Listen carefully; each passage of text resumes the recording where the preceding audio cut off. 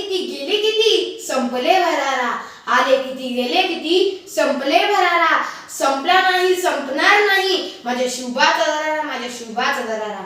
आदरणीय व्यासपीठ, पूज्य गुरुजन वर्ग आणि माझ्या बालमित्रांनो, मी अर्णव राणे इयत्ता 5वी चा विद्यार्थी तुम्हाला शिवजयंतीच्या हार्दिक शुभेच्छा देतो. मित्रांनो, शिवजन्मापूर्वी अनेक परकीय सत्ता महाराष्ट्रावर धुमाकूळ माजवत होत्या. कुतुबशाही, निजामशाही, आदिलशाही, मुघलशाही हे सगळ्यांच्या लढाईत मराठा मावळा तडफडून मरत होता. स्त्रिया सुरक्षित नव्हत्या, शेतकऱ्यांना वाली नव्हता. आणि अशा परिस्थितीत 19 फेब्रुवारी 1630 रोजी शिवनेरी किल्ल्यावर जिजामातेच्या पोटी एक तेजस्वी पुत्र जन्माला आला आणि महाराष्ट्राच्या मातीला धीर मिळाला. शिवरायांबद्दल व्यक्तिगत माहिती सांगायची म्हटली तर आईचं नाव जिजाबाई, वडिलांचं नाव शहाजीराजे भोसले. शिवरायांना 8 बायका, 6 मुली व 2 मुलं होते. शिवरायांनी 16 वर्षापासूनच स्वराज्याची गोडधोड हातात घेतली. दरम्यान त्यांनी अनेक लढाया जिंकल्या, किल्ले ताब्यात घेतले आणि दुश्मनाचा धोबीपछाड केला. सह्याद्रीच्या कड्या कपाऱ्यात त्यांच्या विजयाचा चौघडा आजही दुमदुमत आहे.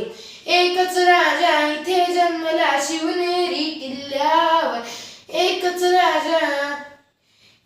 राजा इथे जन्मला शिवनेरी किल्ल्यावर, माझ्या राजाचं नाव कोरलंय किल्ल्याच्या दगडावर, माझ्या राजाचं नाव कोरलंय किल्ल्याच्या दगडावर. आणि अखेर 6 जून 1674 रोजी माझा शिवबा राजा झाला. मित्रांनो, मी नेहमी विचार करायचो ते रत्नजडीत सिंहासनाकडे जाताना शिवरायांच्या मनात कोणकोणते विचार आले असतील. कोंढाण्याकडे जिंकण्याच्या वेळी आधी लगेच कोंढाण्याचं मग माझ्या रायबाचं असं म्हणत मुलाचं लग्न बाजूला सोडून लढाईवर जाणारा तानाजी त्यांना नक्कीच आठवला असेल. बहलोल खानाला का सोडलं असं म्हणत जेव्हा शिवराय रागवले तेव्हा बहलोल खानाला मारल्याशिवाय तोंड दाखवलं नाही असं म्हणणारा प्रतापराव गुजर त्यांना नक्कीच आठवला असेल. कापा तोडा मुडदे पाडा असं म्हणत शौर्याने लढणारा दिलेर खानाने जेव्हा सरदारकीची लालूच दिली तेव्हा आम्ही शिवरायांच्या माणसं तुझ्यासारख्याच्या भिकेला बळी पडतो काय असं म्हणत नंतर दिलेर खानाला कंठस्नान घालणारा मुरारबाजी यांना नक्कीच आठवला असेल. आणि सर्वात मोठी लढाई म्हणजे पावनखिंडीतील लढाई. पन्हाळगडाला सिद्धी जोहरने वेढा घातला होता तेव्हा शिवराय 600 मावळे घेऊन विशाळगडाकडे निघाले. पन्हाळगड ते विशाळगड 65 किलोमीटर अंतर सगळे रात्रभर चालून घोडखिंडी पर्यंत पोहोचले. अजून विशाळगड 13 किलोमीटर राहिला होता. पण तेव्हा शिवरायांना कळाले की सिद्धी मजबूत 5000 गनिमांना घेऊन निघाला आहे. तेव्हा आम्ही इकडे 300 मावळे घेतो आणि इकडे दुश्मनाला थोपवतो. तोपर्यंत राज तुम्ही गडावर जा आणि तोफेचा आवाज करा म्हणजे आम्ही खिंड सोडू असं म्हणणारा बाजी त्यांना नक्कीच आठवला असेल. मित्रांनो, 300 मावळ्यांसोबत 5000 गनिमांना सांभाळण्याची जबाबदारी खूप मोठी होती. प्रत्येकाच्या अंगावर इंच जखमा होत्या आणि बाजी तर पूर्ण रक्तबंबाळ झाला होता. पण तेव्हा बाजी तर पूर्ण रक्तबंबाळ झाला होता आणि अखेर एक तलवार बाजीच्या आरपार घुसली आणि बाजींना अचानक मृत्यू दिसायला लागला.